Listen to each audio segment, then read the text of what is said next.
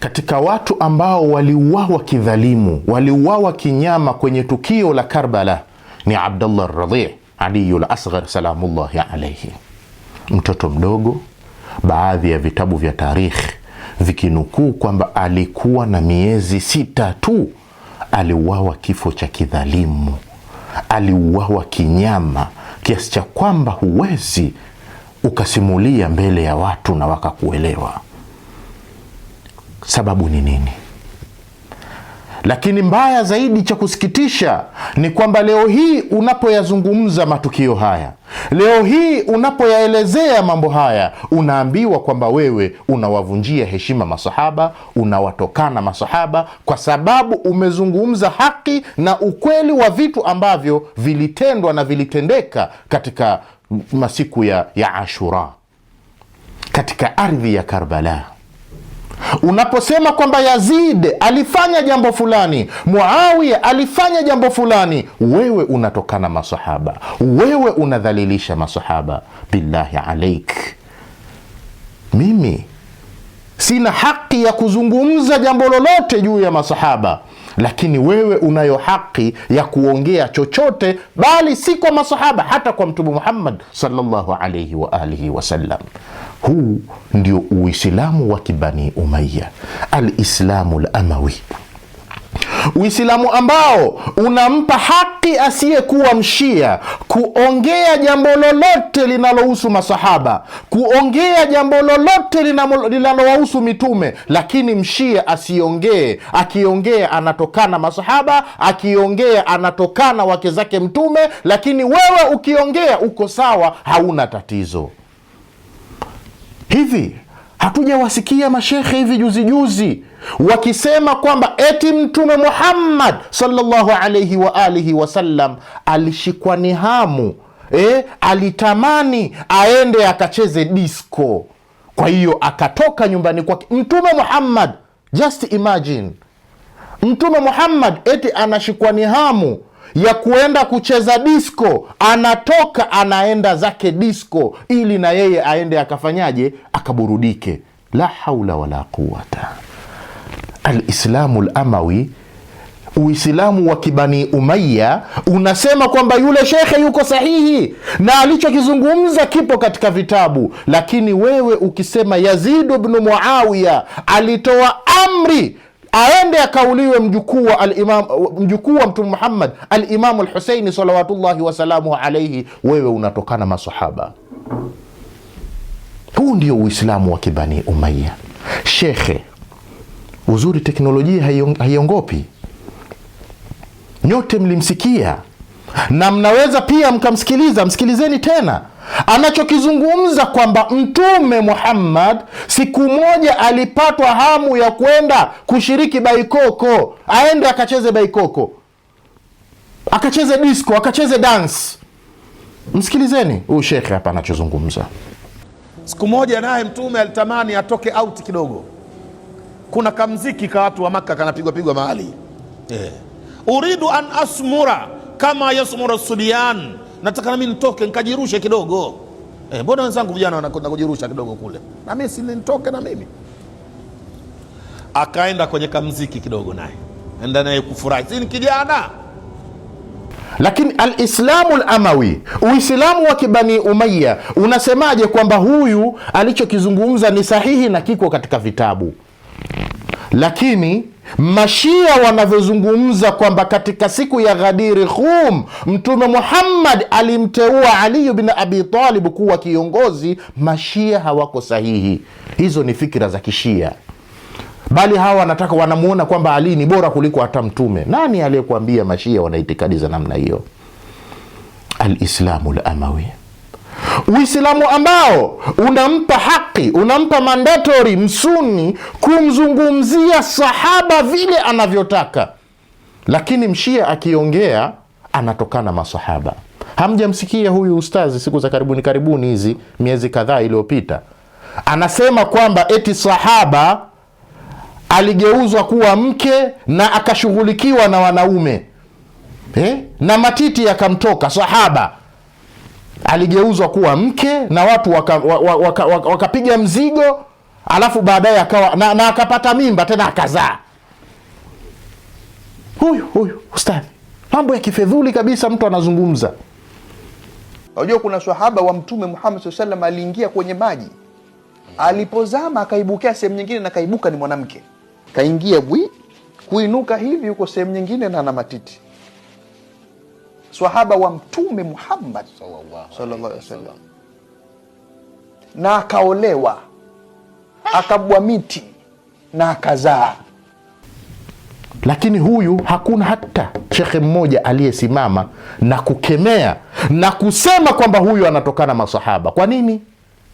Kwa sababu ni msuni mwenzao, dhehebu mwenzao. Angelikuwa ni mshia aliyetamka maneno haya, umma ungesimama, ulimwengu mzima ungesimama. Angalieni hao, tunawaambia wanatokana masahaba, wanafanyaje. Lakini mnayoongea wenyewe. Wanakuja wanasema sahihi, yapo kwenye vitabu. Billahi alaik, wanayozungumza mashia hayapo kwenye vitabu, hayajaandikwa katika vitabu vyenu, hayapo katika tarikhu Tabari. Soma tarikhu Tabari, tukio zima la Karbala halipo. Tarikhu Yaqubi, soma tukio zima la Karbala halipo. Soma vitabu vingi vya historia, vitabu vya mwanzo kabisa vya historia. Hawajazungumza haya matukio. Lakini kwa sababu anayeongea ni mshia, al-Islamu al-Amawi, unasema hivi, huyo ni kafiri, anawatokana masahaba. Lakini akiongea msuni mwenzao, wanasema hapana, hicho anachokizungumza ni sahihi, kipo katika vitabu na sahaba mwenyewe ni fulani. Uislamu ambao unampa mandatory shekhe wa kisuni kudhalilisha na kutokana wake wa mitume, na umma ukatulia kimya, umma usifanye chochote. Lakini akizungumza mshia anamtokana Aisha, mke wa mtume. Jamani, huyu shekhe hamkumsikia miezi kadhaa iliyopita akisema kwamba eti Bibi Khadija salamullahi alaiha alikuwa ni mshangazi? La haula wala quwwata. Angalia ujahili huu shekhe. Bibi Khadija alikuwa ni mshangazi, lakini mtume alipata kazi yake ya kwanza kafanya kwa mshangazi, mama Khadija. Yani mtu anaona kama tu maanake mshangazi maanake mwanamke mkubwa anampenda kijana mdogo, au sio maanake? Kwani mama Khadija na mtume mkubwa nani? Kwa istilahi ya matumizi ya mshangazi, Khadija mshangazi, sio mshangazi? Usishtuke, we soma vizuri tu. Mshangazi, mwanamke anayeonga vijana waende wakalale naye, ndio mshangazi. Hata kindoa kazi yake ni kuonga vijana waende wakafanye naye mapenzi, bila ya aibu, bila ya nidhamu, bila ya haya. Anasema Khadija ridwanullahi ta'ala alaiha, mke wa Mtume Muhammad sallallahu alayhi wa alihi, mama wa Fatimatu Zahra salamullahi alaiha, anasema kwamba alikuwa ni mshangazi. Inna lillahi wa inna ilayhi rajiun. Lakini al-Islamu al-Amawi, Uislamu wa kibani Umayya, unasema kwamba huyu shekhe anachokizungumza ni sahihi. Lakini akiongea mshia, huyu wanatokana masahaba, wanafedhehesha wake za mitume, wanafanya hivi. Kwani hawa mashia wanayatoa mifukoni mwao? Tukio la Karbala al-Musannaf hawajaandika, vitabu kemkem havijaandika, bali mashekhe wa kisuni wapo wanaoyazungumza haya matukio. Lakini hamuwageukii, mnakuja kuwageukia mashia. Angetamka yaya maneno aliyoyasema huyu shekhe kwamba Khadija ni shekhe wa kisuni, dunia ingesimama na wengine wangelia mimbari kwa kujiona kwamba wao wana mapenzi zaidi na nani.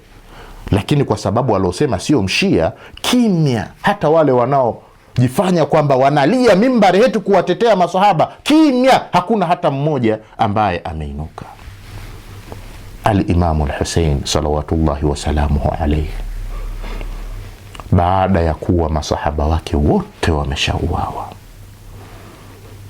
hakuna mtetezi ambaye yuko mbele yake anaweza akamtegemea. Jeshi la Yazid laanatullahi alayhi likiongozwa na Shimr, akiwepo Umar ibn Saad, wameteketeza familia yote ya Mtume Muhammad sallallahu alayhi wa alihi. Al-Imamu al-Hussein anaondoka, anarejea katika khema. Kitu cha kwanza anachokutana nacho, anamkuta mtoto wake mchanga Abdallah ar-Radhi' Aliyul Asghar akiwa analia. Mtoto kiu imembana, mama yake maziwa hana tena, maziwa yamekauka. Walizungukwa, walizingirwa kiasi cha kwamba hakuna kinachoingia wala kinachotoka. Hawapati chakula, hawapati maji, hawapati chochote walichokuwa wanakipata. Mama maziwa yamekauka, mtoto kiu kimembana, mtoto analia. Al-Imamu al-Hussein anajiwa na imani kwamba hawa kile ilivyo, pamoja na unyama walioufanya, lakini hawa ni binadamu, hawa ni watu. Huenda ikawa wana chembe ya huruma watakapomuona huyu mtoto mdogo na wakaweza kumsaidia. Al-Imamu al-Hussein anatoka na farasi wake akiwa amembeba mwanawe mchanga. Al-Imamu al-Hussein anaenda paka anafikia mukabala mbele ya jeshi la Yazid, jeshi la watu wasiopungua 30,000 wanakabiliana na watu wasiozidi 100. Haya matukio yametokea katika historia.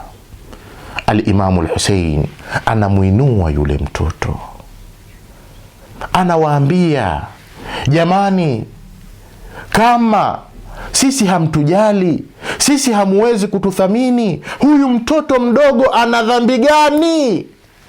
Mpeni maji ili aweze atulie. Shimri ibn Dhil Jawshan la'natullahi ta'ala alayhi anatoa amri na kusema ni nani ambaye atampumzisha yule mtoto. Harmala anainua mshale, Harmala anachukua mshale, nuku ndio kwa kupumzisha, anarusha mshale, unaenda unamchoma yule mtoto katika shingo yake, unachoma huku na unatokea upande wa pili. Mtoto wa miezi 6 anauawa kinyama namna hii. Ni lipi alilolifanya? Ni jambo gani ambalo amelifanya?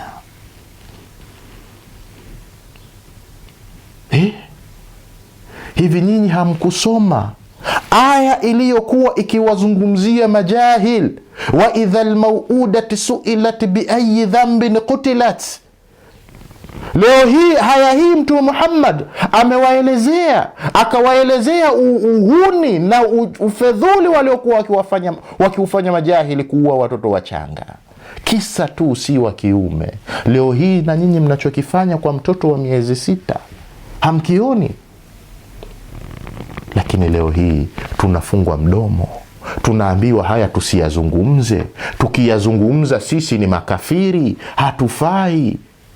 Bali wengine wanafikia hatua kuwaambia wanafunzi wao madarasani, msiwasogelee mashia. Sitaki kuja kusikia mwanafunzi wangu amekuwa ni mshia.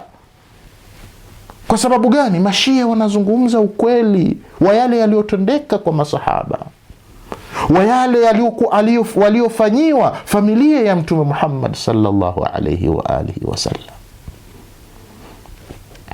Haya ni mazito yaliyotokea katika ardhi ya Karbala. Inna lillah wa inna ilayhi raji'un. Wa sayalamu alladhina dhalamu ala Muhammadin ayya munqalabin yanqalibun. Wal aqibatu lilmuttaqin wala udwanan illa ala adh-dhalimin. Wa sallallahu ala Muhammadin wa ali baytihi at-tayyibin at-tahirin.